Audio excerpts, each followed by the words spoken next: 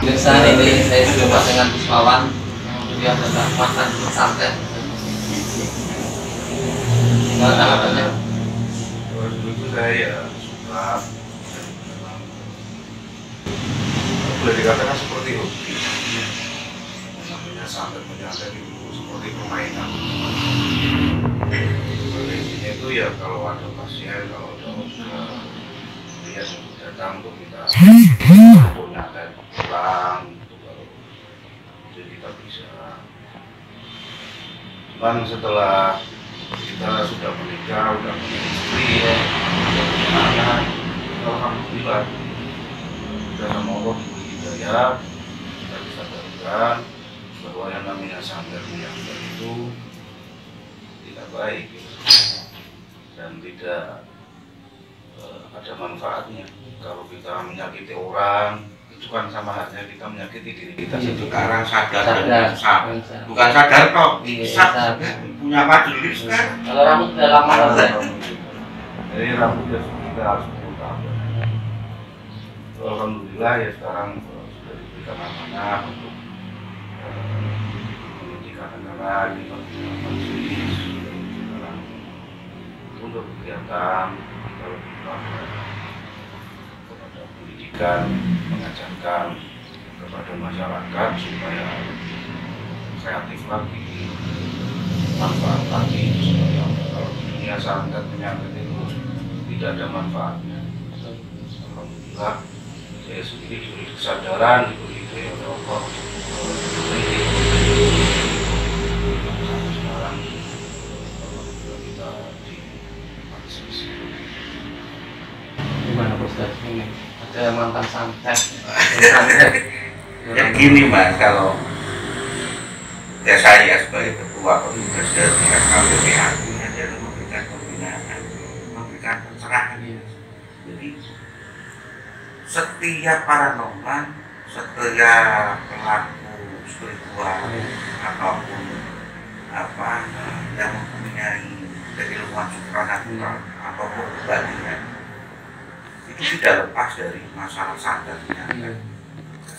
Cuma sebaiknya masalah santet menyantet ini jangan digunakan. Boleh mempunyai ilmu tentang santet, tapi gunanya adalah untuk menolong, membalisir ya orang yang kena santet. Orang yang kena santet. Karena apa? Kalau orang kena santet kita tidak tahu tentang ilmu tentang persantetan, bagaimana kita akan membantu? Bagaimana kita akan membantu sesama untuk mengobati penyakit-penyakit aneh? Ya perlu diketahui. Anak aja adalah bagian daripada santet. Guna-guna itu bagian daripada santet. Cuma tujuannya untuk kebaikan. Kayak pelet itu kan santet. Cuma pelet itu lebih banyak untuk kebaikan. Supaya orang mencintai saya, supaya istri saya jadi baik. Enggak galak. Bisa digunakan nggak Mas? Gimana? Misalkan kita ada yang datang ya, terus minta ilmu pelet, tapi selama permintaannya itu misalkan untuk melet istrinya atau pasangan yang sah, mungkin yang kurang harmonis, seperti itu sebenarnya sah saja boleh saja. Karena apa? Hakikatnya kan kita minta kepada Allah. Segala sesuatu di alam semesta ini semuanya datangnya dari Allah. Pencuri beban maling, macam bismillah, itu loh. Iya. Allah itu akan memberikan rahmatnya atau membagi rezekinya kepada siapapun, agama apapun, golongan apapun, orang benar maupun orang jahat, akan memberikan rezekinya yang berbahagia. Bahkan tanggung jawabnya nanti urusan akhirat, dunia akhir nanti, itu loh Masnya. Makanya ini saya berharap pada teman-teman, silahkan belajar apapun, tapi digunakan untuk keperluan atau tujuan yang baik, seperti mata pisau. Pisau digunakan untuk baik bisa, digunakan untuk jahat bisa. Tapi kok digunakan untuk yang baik-baik saja. Kembali ke masalah Ustaz Ujang Bustami. Ustaz Ujang Bustami itu memberikan kesadaran supaya dukun santet sadar. Kok aja dilarang? Kalau nggak mau nyakitin orang, nggak mau sakit, jangan nyakitin orang. Kan begitu. Seperti saya begitu, ada yang datang suami istri Ustaz katanya punya ilmu santet, bisa nggak minta tolong kata siapa, kata si A gitu kan. Gimana? Lupa. Kamu minta tolong santetin aku saya. Santet ya kan? Kalau biar apa? Biar mati. Nah kalau mati nanti anaknya sampean, perempuan ya anaknya sampean biar Ustaz. Kan kasihan jadi jaga. Saya kasih jalan keluar daripada disampean. Mungkin karena menurut Bapak itu mantunya ini jahat atau sering jahatin anaknya itu, disentuh hatinya itu, biarkan minta tolong kepada Allah Ta'ala supaya diberikan kesadaran, dibuka hatinya jadi baik, bukan kemudian dibunuh atau dibikin sakit. Saya berikan pencerahan, datang tolong bukan saya nggak mau, pokoknya saya mau mantu saya tak siapkan baik uang kuburan 50 juta, saya nggak mau. Karena apa? Saya berpikir menghadap pada diri saya sendiri. Saya tidak ingin anak santet atau disantet. Saya tidak ingin istri dan anak-anak saya juga disantet.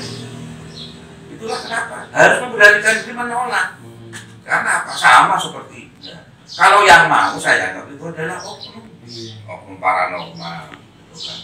Oknum apa konsultan sosial, oknum dukun, gitu kan. Sama oknum seperti hanya polisi baik banyak.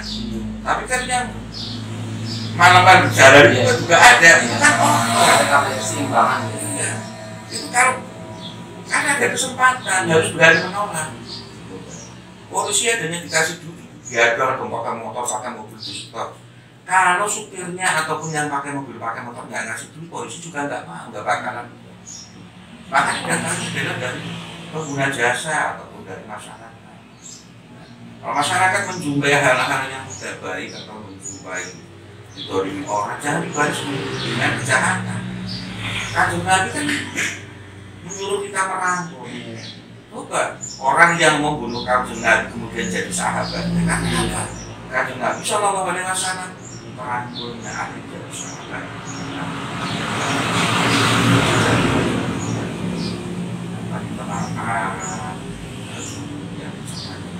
Termasuk teman-teman kita yang mengkritisi, apalagi langsung memvonis satu jam seperti ini, jangan. Karena apa? Kalau sampai tuduhannya tidak benar, itu berarti yang tidak baik itu adalah dianya sendiri yang tidak benar. Orang belum mengaku Ustaz Ujang di sosial, di atas itu jamaahnya orang datang. Orang itu saya lihat orang itu sudah dikasih duit, kasih makanan, bungkusin. Nah, itu makanya Ustaz Ujang rezekinya banyak, jamaahnya banyak, pasiennya banyak. Dia diniati dari unsur ibadah, menyadarkan orang yang tidak baik kayak seperti hanya dukun santet. Dukun santet bisa diberikan kesadaran, nggak mau ya berani, nggak masalah, sah-sah saja. Masalah kemarin itu Ustaz Ujang itu keluar darah dan itu karena Allah semuanya. Iya. Bila kita ada kejatuhan, katanya dengan benar kejatuhan, dusunnya korban itu kan bagian daripada ampas celaka. Doanya dukun santet itu santetnya orang mempan, sing tiba korbannya, nah gitu kan. Apa santetnya nggak mempan, dinilai sarwa kecandol aku. Itu kan ampas sedikit kan. Santet itu kayak gitu. Bisa jadi orang supaya ketabrak mobil, nggak ketabrak mobil, dilarangnya jatuh, terus lempet. Atau dilarang naik mobil, naik itu dilarang jatuh dari itu. Intinya masih diringankan ya Pak? Ampas. Tapi diringankan ya? Iya. Targetnya jadi jangan. Jadi itu Ustaz Ujang itu bisa sampai kejatuhan itu, bisa sampai kemudian jatuh. Itu karena dari doanya dukun santet itu. Harus ke sana, harus puas. Pencernaannya itu atau mencernanya itu harus puas. Jangan orang lain negatif kemudian tidak baik. Saya kira itu. Ini ada yang perlu tanyakan lagi Mas. Juga nanti supaya pemirsa atau penonton YouTube itu cerdas. Cara menonton itu nggak sekedar menonton, memberikan komentar-komentar mungkin yang kurang pas lah gitu.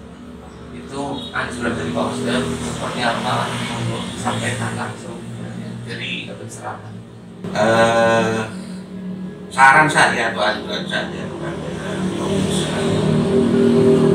kepada teman-teman saudara-saudara para sahabat, praktisi paranormal, praktisi spiritual, praktisi tabib, ya, pengobat tradisional, siapapun yang gemar melihat itu ataupun melihat televisi, tayangan-tayangan itu memang harus cerdas dan jeli, ya. Harus bisa menelaah, kemudian bisa juga mencerna tayangan itu. Nah, harus pandai, ya, harus cerdas supaya nanti dalam pengambilan kesimpulan tidak salah arah.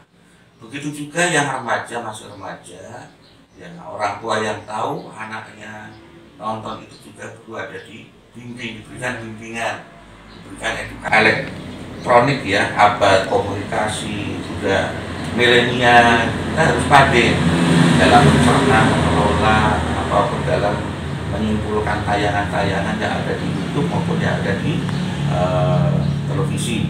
Jadi jangan asal memponis baru melihat tanpa ada pemikiran yang matang, tanpa ada rujukan-rujukan yang baik, yang benar, ya.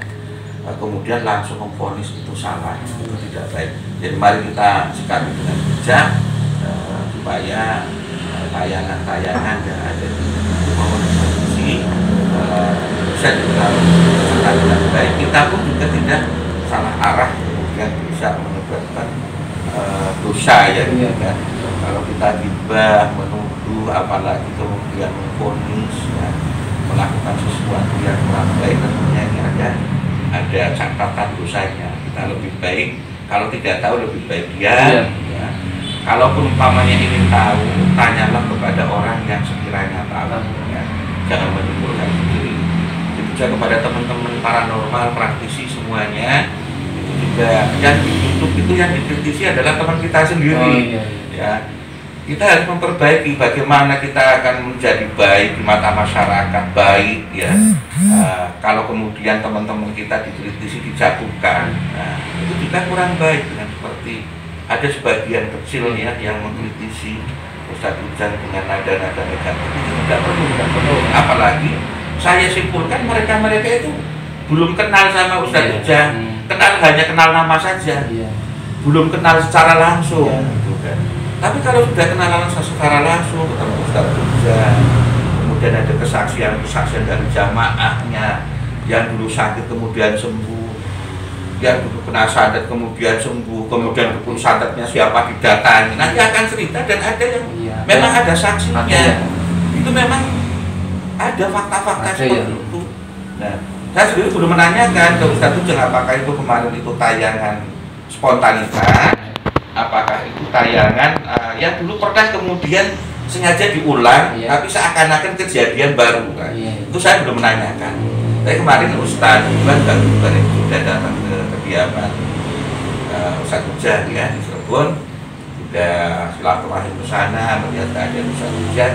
Saya pun juga belum menanyakan lebih jauh kepada Pak Ridwan atau Ustadz Ridwan yang juga adalah rekan saya, sahabat saya, sesama tim pemburu hantu. Saya itu kan Iman, ya. Pemirsa, wawancara dengan Pak Ustadz Aziz Hidayatullah, tim pemburu hantu, ketua FKPPAI, dan juga santet. Demikianlah wawancara saya dengan beliau, pakar-pakar. Mudah-mudahan kita bisa mengambil hikmahnya untuk kedepannya kita lebih bijak dalam menonton acara-acara baik di YouTube maupun mungkin di televisi. Mudah-mudahan ada manfaatnya. Assalamualaikum warahmatullahi wabarakatuh. Salam lorong astral.